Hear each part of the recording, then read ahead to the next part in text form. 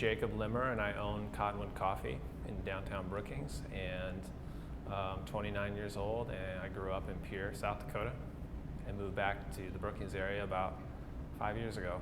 I really started in the coffee business when I opened Cottonwood Coffee, which has been 7 months ago, and I started the project about a year and a half ago. So that's really when I started doing research and getting into the industry, I guess. Well, before I opened the store, I worked at a nonprofit in Brookings for a couple of years, and I grew up, well, I went to college in Minnesota and was pretty accustomed to the coffee house culture. And so when I was in Brookings, I constantly found myself wishing that there was some place to go, some place to meet people, some place to get coffee. And there really wasn't. And like most people, I got burnt out on nonprofit work pretty fast, and so started looking for something else to do. And I've always kind of had an entrepreneurial bent, so seeing that really obvious need in the community and having a desire to do something else was what kind of brought it all together. Well, first of all, it was opportunity. What happened was that we were looking, I have a business partner. My partner and I were looking for a second location for kind of long-term, mid-range expansion plans. We wanted to be right now we're downtown on the west side of town, and Brookings is big enough that it's really kind of divided demographically. And so we wanted to be on the east side of town where there'd be a little bit more traffic, a little bit more convenience-oriented traffic and interstate traffic. So we were kind of looking for maybe some place to expand in 2 or 3 or 4 years, and we just happened to find this opportunity present itself, and so we took advantage of it. And the thing about Brookings is that it's really an untapped market in terms of coffee and in terms of kind of like casual food, and we don't think that there's any reason why we won't be successful. And the other thing is that I'm really kind of addicted to the idea of business now, and it's really fun. So that's some of the reasons why we did it. It's a lot easier the second time around, I'll say that for sure. And the plans are coming along pretty well. It's pretty clear what we need to do. The nice thing about the building we didn't buy the building, but the business that we bought is that it's really close to turnkey. It's almost ready to go. So we're doing a lot of cosmetic adjustments and just trying to get, actually a lot of the work that we're doing right now is trying to get the location downtown set up so that we can really devote more time to this other project. And in terms of when we'll open, it'll probably be about 2 months.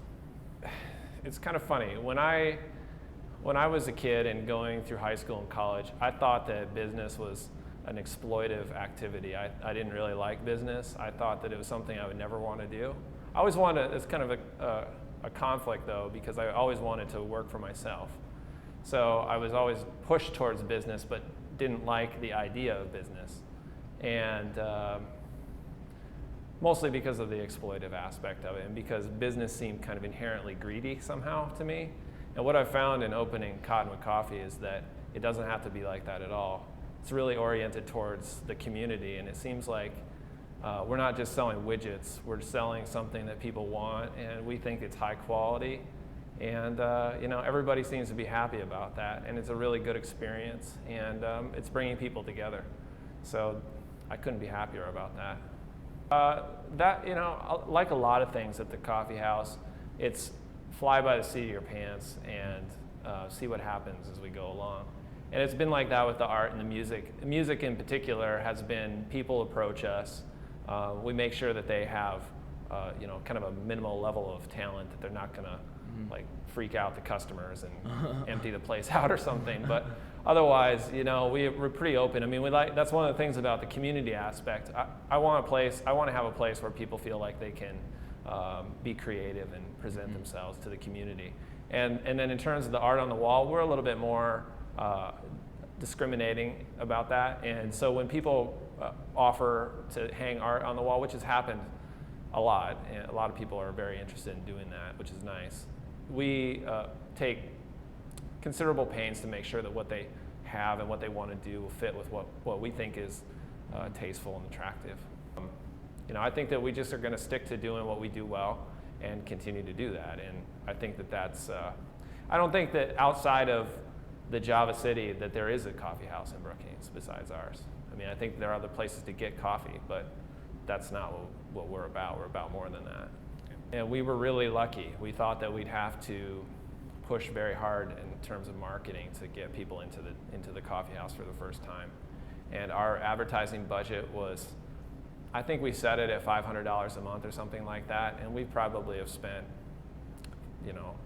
literally $500 in 7 months on specific marketing campaigns. We've been really fortunate. People have wanted what we're doing and have told their friends about it, and their friends have come and been happy with the experience and told their friends. And word of mouth is, you always hear business people say that word of mouth is the most effective advertising. It really is. It's just the hardest to get, and we've been lucky to be able to get it.